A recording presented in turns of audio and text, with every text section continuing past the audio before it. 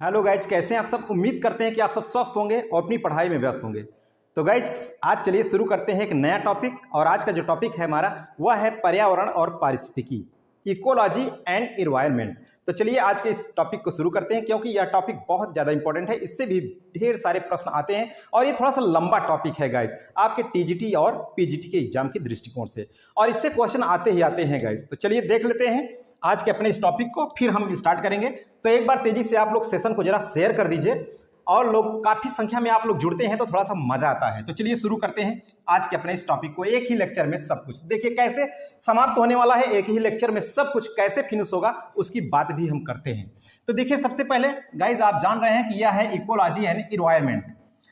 Starting से करते हैं, बेस से बिल्कुल लेकर के चलते हैं। देखिए टर्म शब्द इकोलॉजी जो है, term ecology given by Ernest Haeckel. Haeckel ने दिया शब्द इकोलॉजी।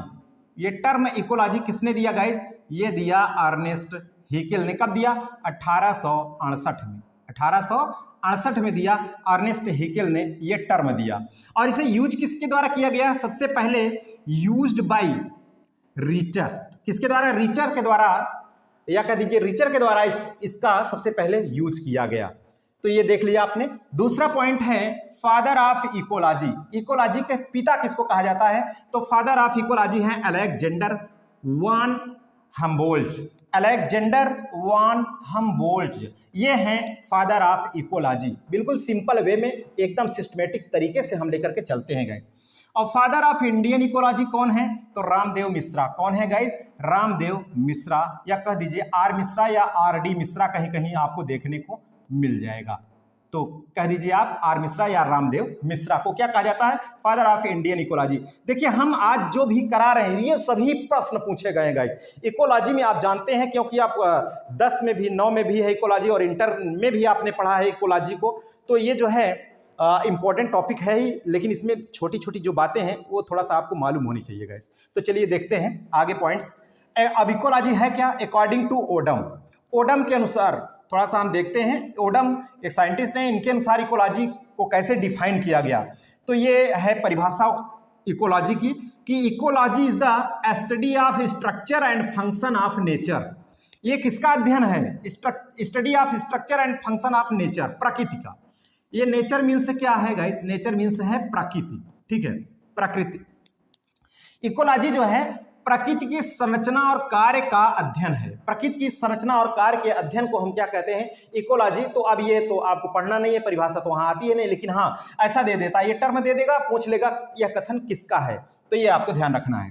अगला पॉइंट एक टर्म और है, यह टर्म भी पूछा गया है कि ऑप्शन दे दिया था कि ये टर्म को लास्ट में क्या कहते हैं। तो देखिए the study of interaction between living organism and environment. Living organism का मतलब है जीवित जीवधारी गाइस।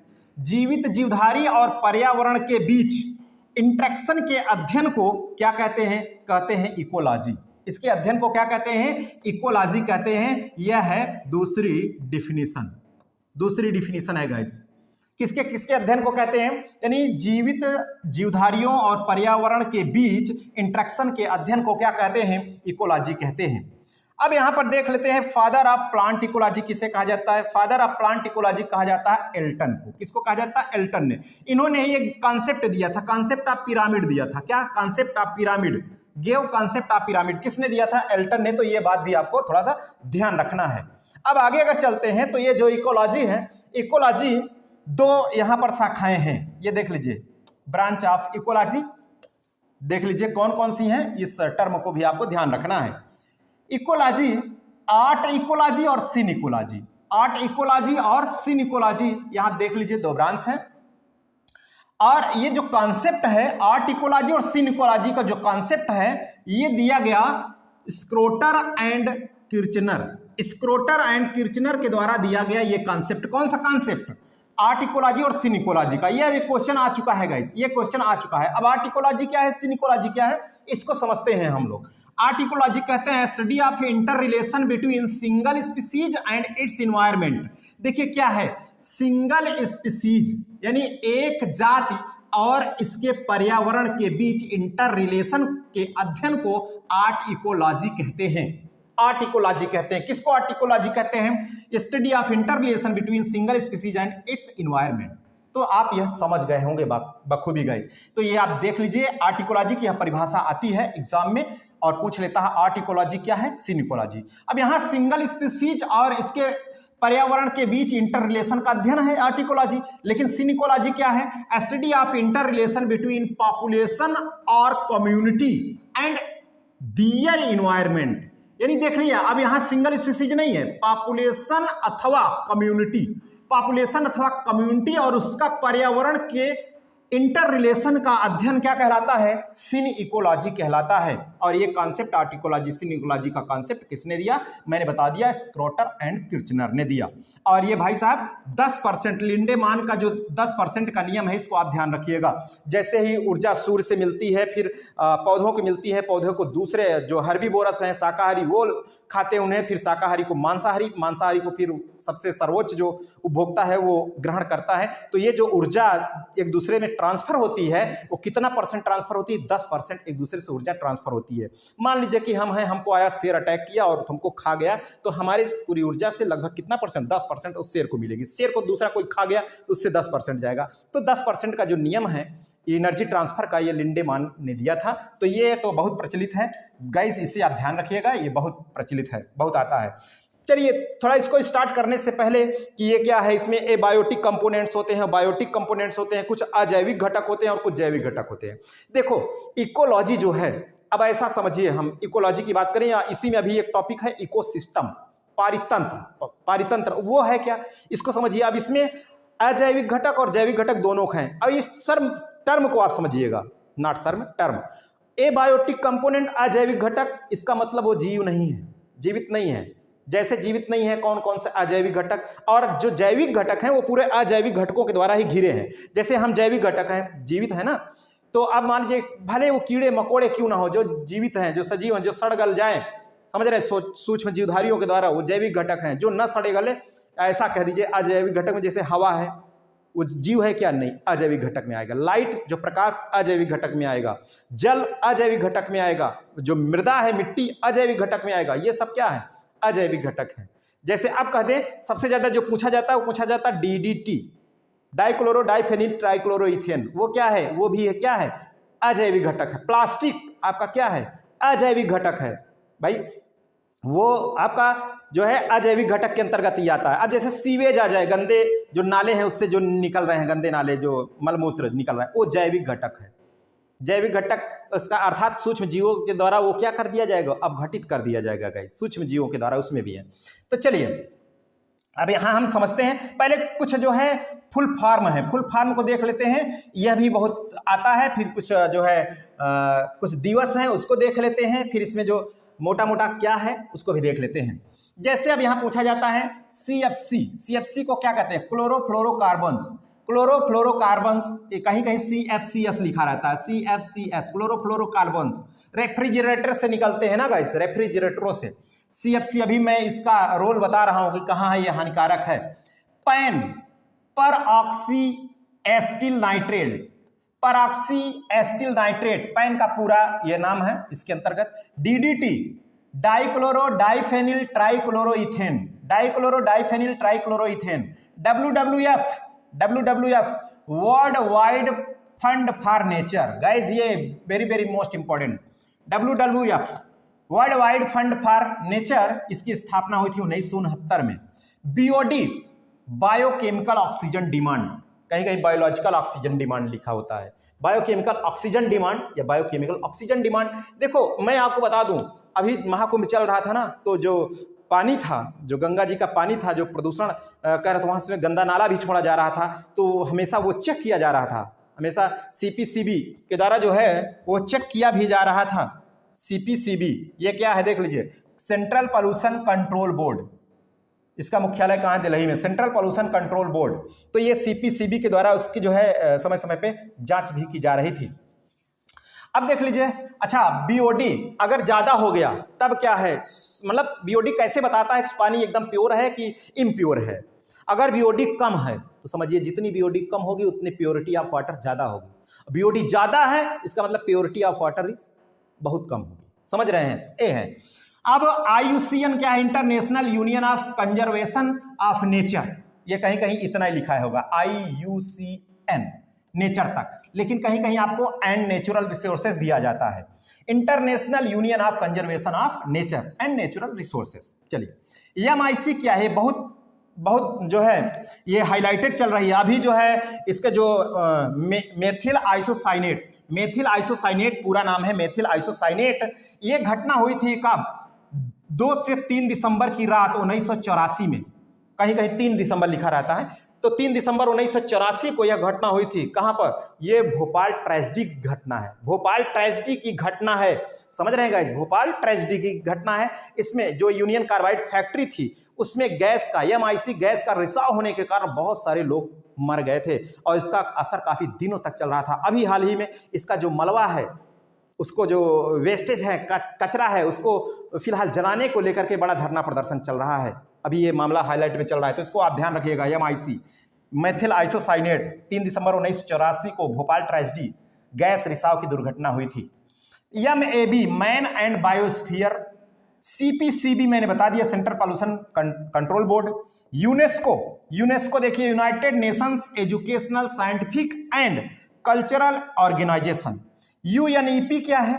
अब ये देखिए UNEP क्या है? ये बहुत ही इंपॉर्टेंट है गाइस, बहुत ही इंपॉर्टेंट है ये। UNEP United Nation environmental programme. ये कहाँ है मुख्यालय भाई? पेरिस में, United Nation environmental programme. WHO World Health Organisation, ये तो आप जानते ही होंगे। FSI BSI ZSI, ये है क्या? FSI forest survey of India, BSA botanical survey of India, zoological survey of India, ZSI।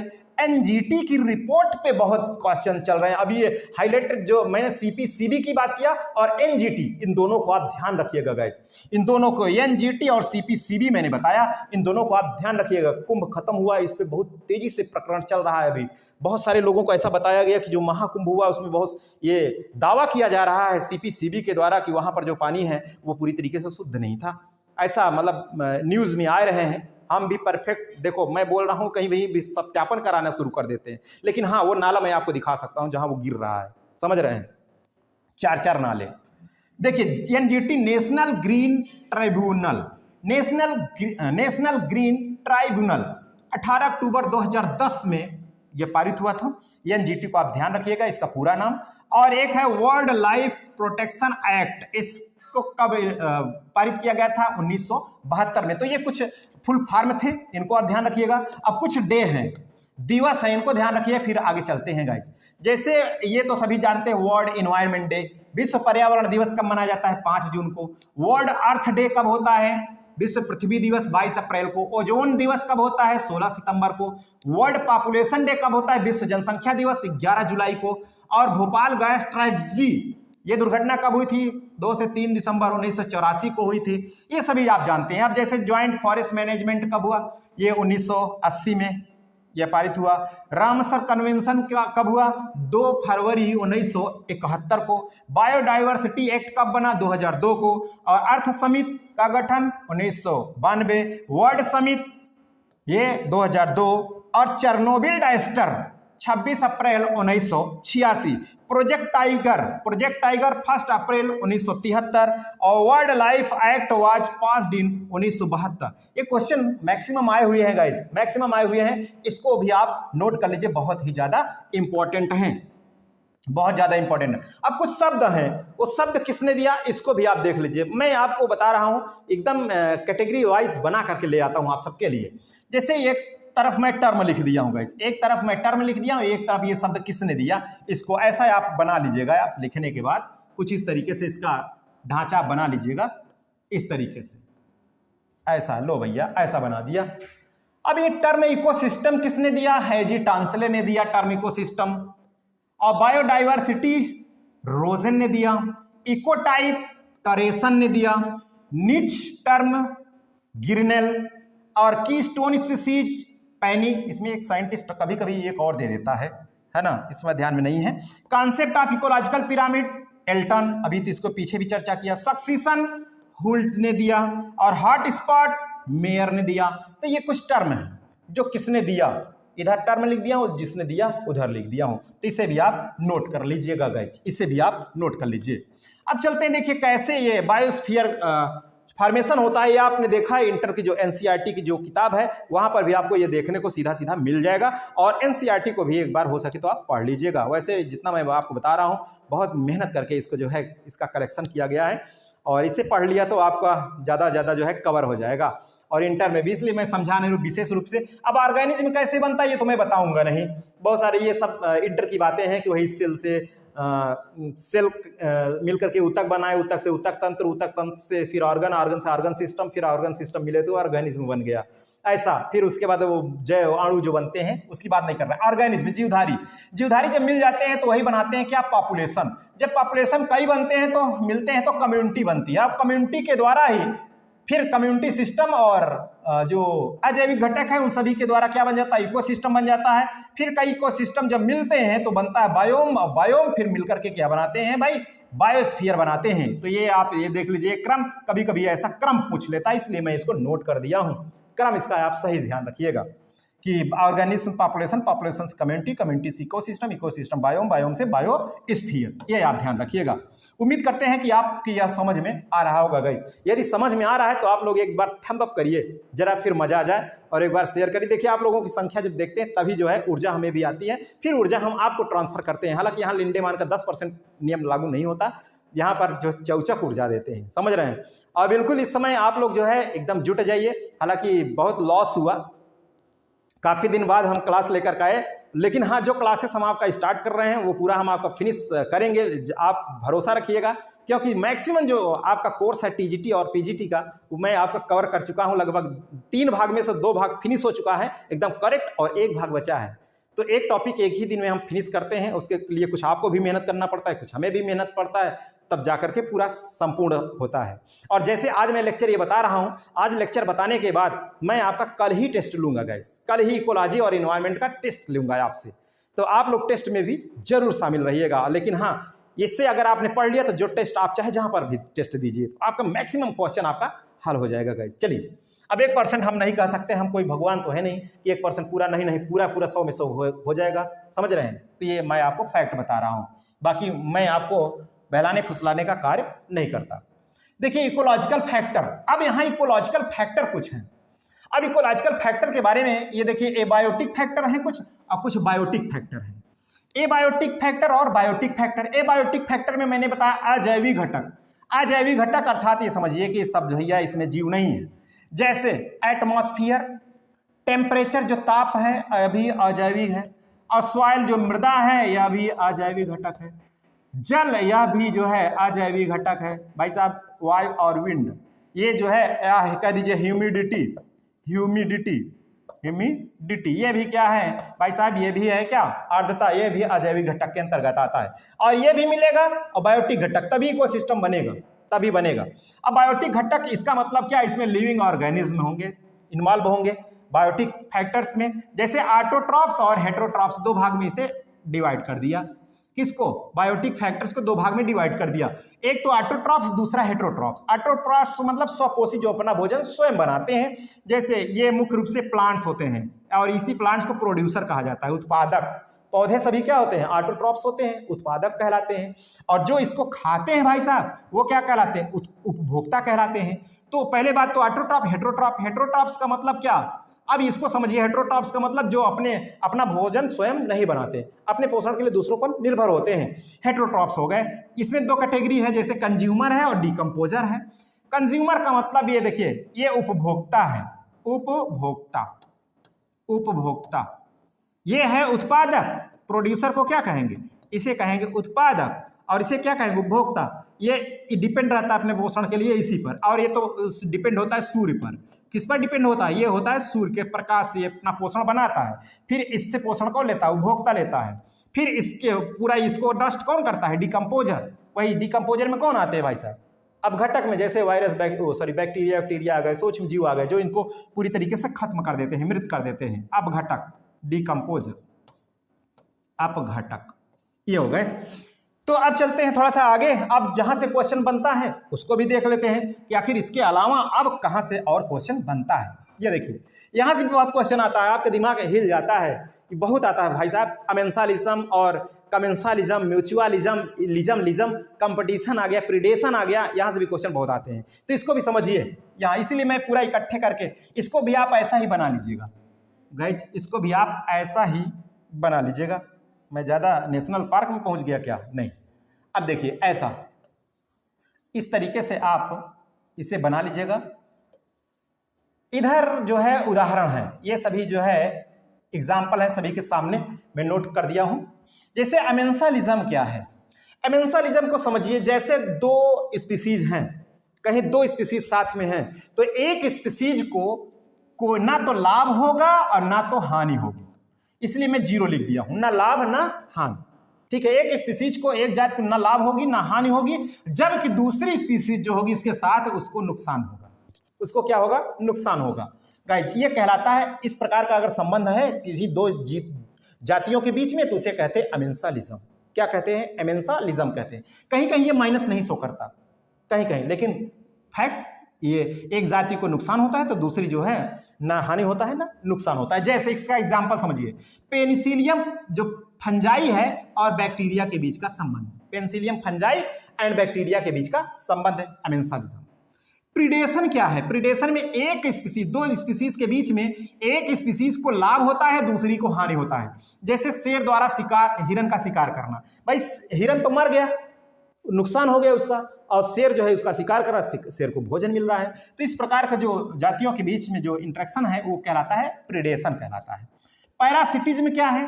इसमें भी है, इसमें वही कंडीशन, एक जाति को जो है लाभ होता है, दूसरे को हानि होती है। जैसे अमरबेल का दूसरे पौधे पर उगना, आपने अमरबेल को देखा दूसरे पौधे पर उगता है, तो जिस पौधे पर उगता है उससे वो चूसता है, उससे पोषण लेता है। अमरबेल को तो फायदा हो रहा है, लेकिन उस पौधे को जिस पर वो है, जिससे ले रहा है, उससे नुकसान हो रहा है।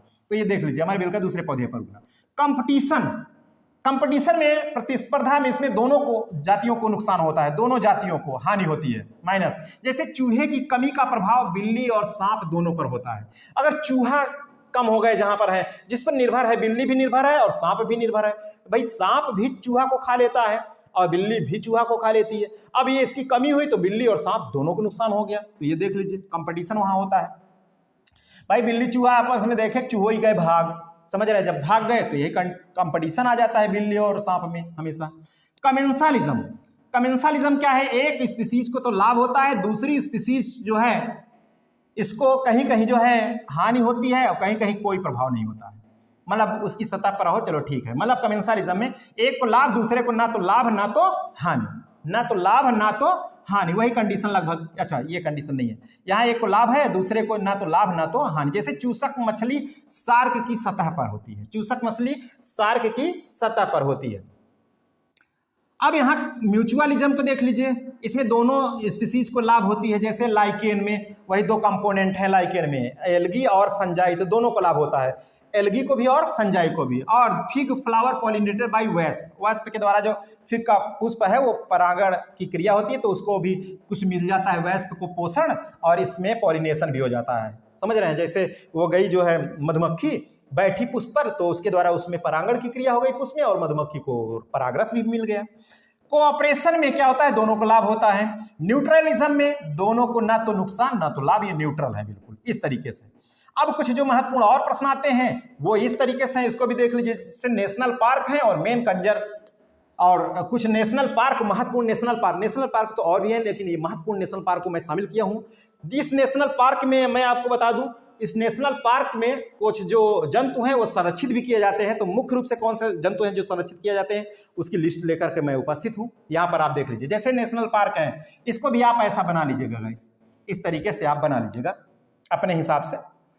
देखिए यहाँ पर जैसे गिर नेशनल पार्क कहाँ है? गुजरात। गी से गिर, गु से गुजरात, गीगू ऐसा बनाइए आप थोड़ा सा याद करने के लिए। गिर नेशनल पार्क कहाँ है? पहला गुजरात में है। इसमें किसका संरक्षण होता है? एशियन शेर, एशियाई शेर अथवा कह दीजिए बब्बर शेर। किसका कंजर्वेशन होता है? बब्बर शेर। कहाँ पर है? गिर, गुजरात में। गिर नेशनल पार्क में बब्बर शेर का संरक्षण होता है, ये आप ध्यान रखिएगा। या एशियन लायन ऐसा शब्द। दुधवा नेशनल पार्क ये कहाँ है? यूपी में, उत्तर प्रदेश में। कभी कभी ये भी पूछ लिया जाता है, स्थान भी पूछ लिया जाता है। तो दूसरा है दुधवा नेशनल पार्क, ये उत्तर प्रदेश में। इसमें किसका कंजर्वेशन है? टाइगर का। कार्बेट नेशनल पार्क ये कहाँ है? नैनीताल, उत्तराखंड में। उत्तराखंड नैनीताल, इसमें किसका कंजर्वेशन है? टाइगर का। काजीरंगा नेशनल पार्क कहाँ है? असम में। यह भी पूछा जाता है कहाँ है? काजीरंगा असम में। इसमें किसका संरक्षण है? गैंडे का, या कह दीजिए राइनोसोर्स। ये फेमस फॉर, यानी Kaziranga national park which is situated in Assam is famous for rhinoceros के लिए फेमस है, अर्थात गैंडे के लिए। केदारनाथ नेशनल पार्क ये कहाँ है? उत्तराखंड में। कस्तूरी हिरन, इसमें मस्क डियर, कस्तूरी हिरन के लिए फेमस है। और कान्हा नेशनल पार्क कहाँ है? मध्य प्रदेश में, एमपी में। इसमें टाइगर और बारहसिंघा, इसका संरक्षण है, टाइगर और बारहसिंघा। तो ये बहुत ज़्यादा इंपॉर्टेंट है गाइस, ये बहुत ज़्यादा इंपॉर्टेंट है। अब कुछ यहाँ पर पॉइंट्स और भी हैं, इनको भी देख लीजिए जो पॉइंट्स हैं, तो उसके बाद मैं आगे चलता हूँ। अब देखिए ऐसे पॉइंट्स भी हम यहाँ पर बना रखे हैं, इनको देख लीजिए। जैसे चिल्का लेक, चिल्का झील कहाँ है? Located in Orissa. कहाँ है? उड़ीसा में है। इस फेमस फॉर बर्ड, जो किसके लिए है? बर्ड के लिए प्रसिद्ध है, बर्ड के लिए प्रसिद्ध है। डॉक्टर सलीम अली को तो जानते ही होंगे गाइस आप लोग, डॉक्टर सलीम अली बर्ड्स के लिए बहुत फेमस है ये डॉक्टर सलीम अली। तो चिल्का लेक कहाँ लोकेटेड है? उड़ीसा में, जो किसके लिए फेमस है? बर्ड के लिए। सरिस्का टाइगर रिजर्व कहाँ ने स्थित है? Sariska tiger reserve located in Rajasthan. कहाँ पर है? राजस्थान में। और Chandraprabha sanctuary located in Uttar Pradesh, Chandauli में। उत्तर प्रदेश के चंदौली में, चंदौली जिले में चंद्रप्रभा सेंचुरी है। A high density of protected animals in a national park can result in intra specific competition. ये पॉइंट्स एग्जाम में आया है गाइस, इसलिए मैं इस पॉइंट को शामिल कर दिया हूं कि इंट्रा स्पेसिफिक कंपटीशन कहां उत्पन्न होता है।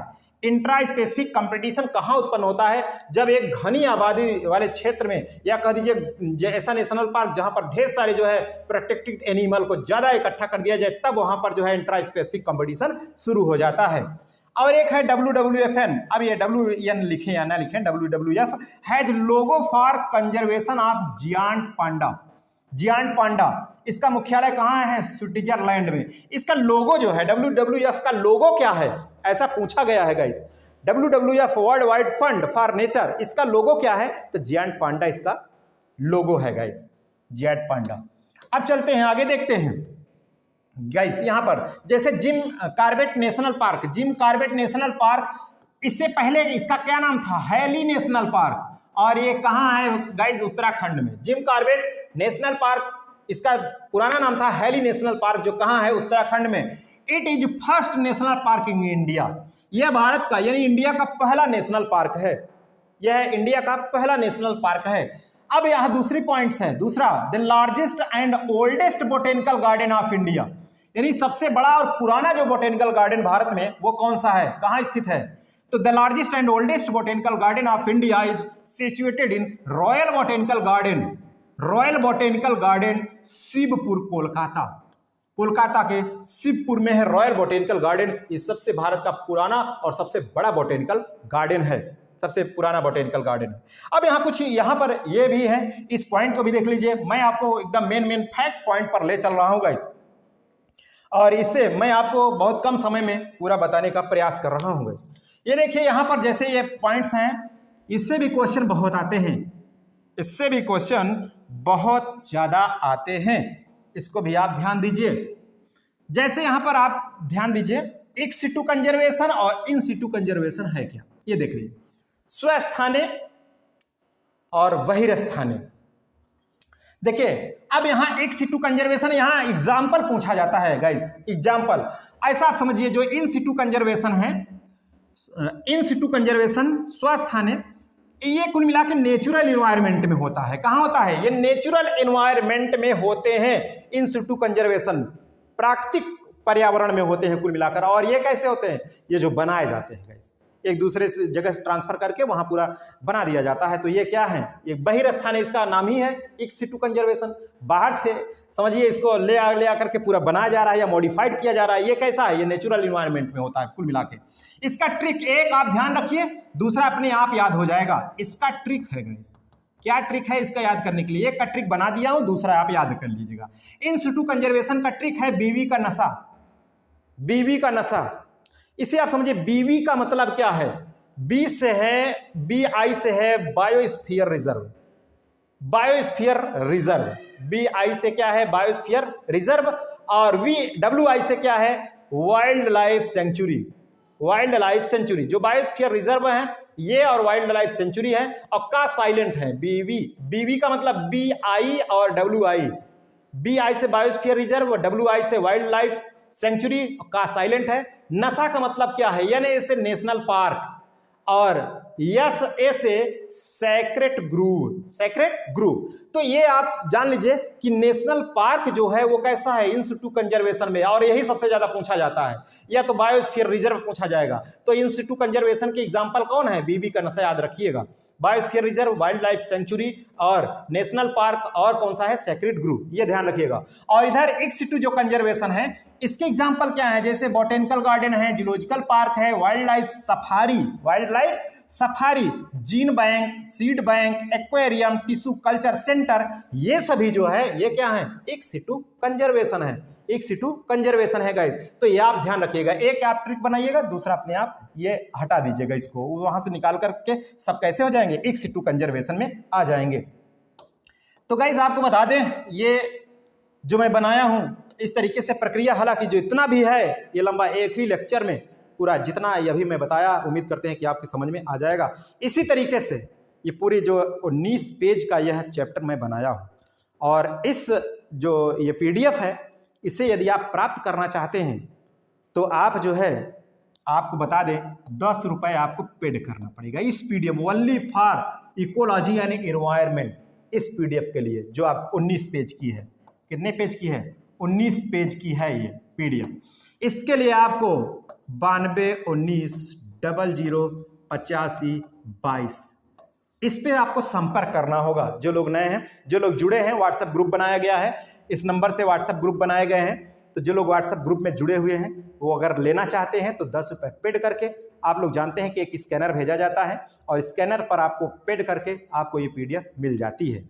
और जो लोग नए हैं वो इस नंबर पर आप लोग मैसेज करके ये पीडीएफ प्राप्त कर सकते हैं।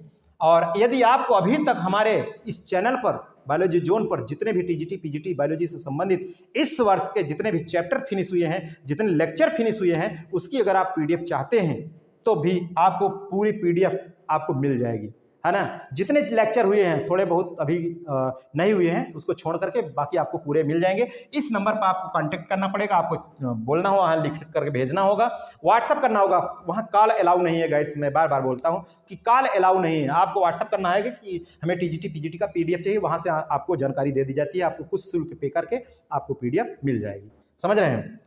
तो ये है फिलहाल अभी ये जो पूरा जो 19 पेज का है, अगर मैं फिनिश करूं तो गाइस जब ये थर्ड शायद तीसरा ही पेज चल रहा है, बहुत ज़्यादा टाइम हो जाएगा, बहुत ज़्यादा टाइम हो जाएगा। और जैसे मैं समझा रहा हूं, पूरा कलेक्शन कर दिया हूं, इकट्ठा कर दिया हूं, इसको आप बखूबी अपने से ही समझ सकते हैं गाइस, अपने से ही समझ सकते हैं। तो एक बार इस पीडीएफ को ले लीजिए और आप इसे पढ़ लीजिए, फिर कल हम इसी का टेस्ट लेकर के आते हैं गाइस, कल इसी का हम आपको टेस्ट लेकर के आते हैं। फिर टेस्ट में आप शामिल होइए और फिर बताइए आप जो है, यदि नहीं समझ में आएगा पढ़ने से तो फिर आप लोग कमेंट करिएगा, मैक्सिमम जब कमेंट होंगे तो हम इसको फिर से समझा देंगे। फिलहाल हम ज़्यादा टाइम नहीं लेते हैं, आपका सीमित समय में आपको पूरा बता देते हैं, उसी पैटर्न पे आपको पूरा पढ़ना होता है। और इस पूरे पीडीएफ में आपको बता दूं, अगर आपने पढ़ लिया, बड़ी शिद्दत से, बड़ी मेहनत से इसको पूरा तैयार किया गया, आपका एक भी प्रश्न छूटने वाला नहीं है। और सारा जो अभी तक जितने भी क्वेश्चन, चाहे जहां में हो, चाहे वो एलटी ग्रेड का क्वेश्चन है, आरपीएससी का जो क्वेश्चन हो, चाहे वो टीजीटी का हो, चाहे पीजीटी का हो, अगर environment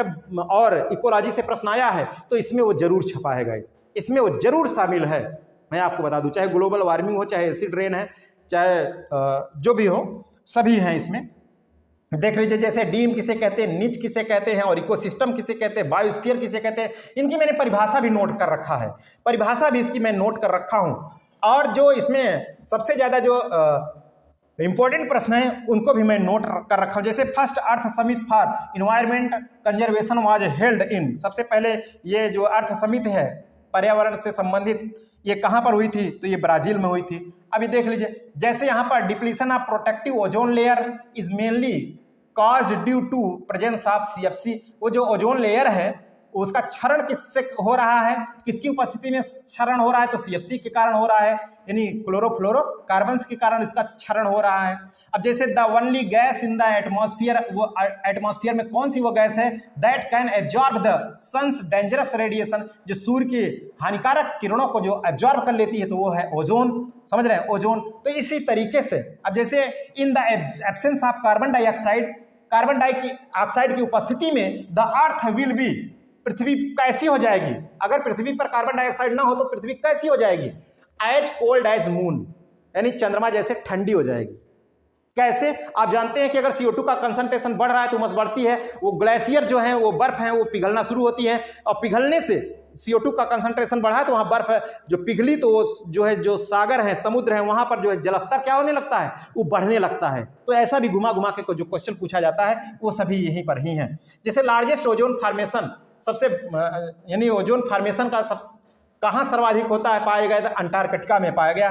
number of biosphere reserve in India, India में कितने हैं नंबर है बायोस्फीयर, कितनी संख्या है, 18 है। ये सभी जो है जितने भी, जैसे ग्रीन हाउस गैस कौन कौन सी है, CO2, मेथेन, CFC और N2 नाइट्रस ऑक्साइड है, H2O नहीं, N2 और H2O, ये सभी गाइस, ये सभी हैं। जैसे अब यहाँ पर Minamata disease associated with mercury, Minamata disease किससे संबंधित है, मरकरी से है। और इटाइटाई किससे संबंधित है, कैडमियम से है। और ग्रीन प्लांट ऑटोट्रॉप्स, ये सभी जो है, मैं आप ये बता दें कि जो नोट्स कर रखे हैं बहुत ही ज़्यादा इंपॉर्टेंट है गाइस, इसे आप देख लीजिए, आप पढ़ लीजिए, तो आप ये देख लीजिए कितना हम बताएंगे गाइस। ये पूरे जितने भी क्वेश्चन हैं ये बहुत ही मेहनत करके इसे इकट्ठा किया गया है, पूरी PDF। आप थोड़ा सा हम और दिखा देते हैं आपको, यहाँ पर ये देख लीजिए गाइस, जो फ्लोरा फौना ले कैसे, जैसे अब ये देख लीजिए इकोसिस्टम की बात करें, इकोसिस्टम में देख लीजिए जैसे टेरेस्ट्रियल है, एक्वेटिक है, स्थलीय है, और पारितंत्र और जलीय है पारितंत्र। अब इसमें भी जो पारितंत्र से संबंधित है, जैसे यहाँ से क्वेश्चन आते हैं ग्राइजिंग फूड चेन क्या है और डेट्रिटस फूड चेन क्या है, तो इसे आप, ये बिगिंस विथ प्रोड्यूसर, ये प्रोड्यूसर से शुरू होता है। सोर्स ऑफ एनर्जी सोलर, यानी एनर्जी जो इसके ऊर्जा के स्रोत क्या है, एनर्जी सोलर है। प्राइमरी प्रोसेस, इसमें फोटोसिंथेसिस होता है। ये कौन सा है, ग्राइजिंग फूड चेन्स है। Some time connected with detritus food chain, कुछ समय के लिए हो जाता है, ये चैनल बनता है। डेट्रिटस फूड टाइम ये कैसे चलता है, ये देख लीजिए, बिगिंस विथ डीकम्पोजर, डीकम्पोजर से ही शुरुआत इसकी होती है। सोर्स ऑफ एनर्जी, डेट्रिटस है इसमें सोर्स ऑफ एनर्जी, समझ रहे हैं। तो इस तरीके से इसे आप देख सकते हैं। जैसे यहाँ पर इकोलॉजिकल पिरामिड है तो इसे एल्टोनियन पिरामिड भी कहते हैं। इकोलॉजिकल पिरामिड जो है ये कितने प्रकार से बनता है, पिरामिड ऑफ नंबर, संख्या का पिरामिड, पिरामिड ऑफ बायोमास, जैव भार का पिरामिड, और ऊर्जा का पिरामिड, आप जानते हैं। और यही आपको समझना है, जो संख्या का पिरामिड है दो प्रकार से होता है, एक अपराइट जो सदैव सीधा बनता है, और एक इन्वर्टेड। और यही एक्सेप्शन है, ये एक्सेप्शन, सदैव तो ये सीधा रहता है, लेकिन अपवाद किसमें रहता है, जैसे ट्री इकोसिस्टम में इन्वर्टेड होता है संख्या का पिरामिड, यही आपको ध्यान रखना है। ऐसे ही ये उल्टा हो जाता है, जैसे ट्री पेड़ है, अब पेड़ तो एक ही है, उसमें कीट ज्यादा हो गए, अब कीट को खाने वाली चिड़िया ज्यादा हो गई, फिर इसी तरीके से ज्यादा चले गए, तो संख्या इसकी बढ़ती चली गई, संख्या क्या हो गई, बढ़ती चली गई यहाँ पर, समझ रहे हैं। तो ये कैसा हो गया, इन्वर्टेड, उल्टा हो गया संख्या की पिरामिड। अब सदैव तो ऐसे सीधा होता है, लेकिन इसमें उल्टा होता है। अब उसी तरीके से जैवभार का पिरामिड सदैव तो सीधा होता है, लेकिन उल्टा कहाँ होता है, उल्टा होता है एक्वेटिक सिस्टम में, जैसे तालाब में, तालाब पारितंत्र में जैवभार का पिरामिड उल्टा होता है। तो ये तालाब वाला जरूर ध्यान रखना है आपको, तालाब का जैवभार के लिए तालाब वाला ध्यान रखना है, और यहाँ पेड़ के लिए, वृक्ष के लिए आपको ध्यान रखना है, ये जो एक्सेप्शन है इसी को आपको ध्यान रखना है। जैसे अब इसमें क्या होता है, जैसे भार, जो बड़ी मछली सबसे ज्यादा भार हो जाता है, उससे छोटी कम भार, उससे छोटी कम भार, फाइटोप्लैंक्टन कम भार, तो इस तरीके से ये उल्टा हो जाता है गाइस, उल्टा हो जाता है। अब उसी तरीके से जो एनर्जी, ऊर्जा का पिरामिड सदैव सीधा होता है, यही सबसे ज्यादा पूछा गया है, ऊर्जा का पिरामिड सदैव सीधा होता है। 10% आप जो ला है लिंडेमान का, ये तो आप जानते हैं कि only 10% energy going one two another level, एक से दूसरे लेवल में केवल 10% ऊर्जा ही ट्रांसफर होती है, तो ये आप जानते हैं। तो इस तरीके से बाकी जो है जितना भी है आप लोग एक बार इसे पढ़ लीजिएगा, बहुत सिंपल तरीके से, बहुत सिंपल वे में इसे मैं बना दिया हूं, तो इसे आप लोग देख सकते हैं। तो गाइस चलिए फिलहाल आज इस लेक्चर में बस यहीं तक रखते हैं, और एक बार फिर से बता दें कि कल इसी का टेस्ट होना है। आज आप लोग इस देखिए, अगर पढ़ रहे हैं तो आपको कुछ ना कुछ तो भाई इन्वेस्ट तो करना ही पड़ेगा। इन्वेस्ट कुछ ना कुछ तो आपको करना ही पड़ेगा, कुछ पाने के लिए कुछ खोना पड़ता है, आप जानते हैं। तो आप, मैंने बताया कि 10 रुपये जो है पेड करके ये पीडीएफ आप ले सकते हैं। पूरे 19 पेज की है यह पीडीएफ, 18 पेज की यह पीडीएफ है इकोलॉजी की। आप 10 रुपये पेड करके, और नंबर है 9219008522। इस नंबर पर आप संपर्क करें। ये व्हाट्सअप करना होगा, आपको व्हाट्सअप करना होगा गाइस, समझ रहे हैं, व्हाट्सअप करना होगा।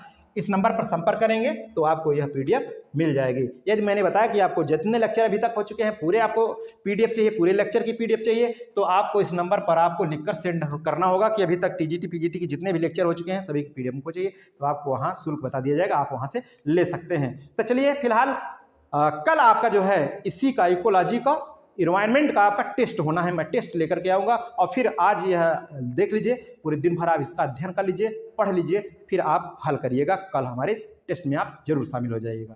तो चलिए गाइस, आज के इस लेक्चर में बस यहीं तक रखते हैं, फिर मिलेंगे नए दिन नए ऊर्जा के साथ। ओके, थैंक यू, जय हिंद।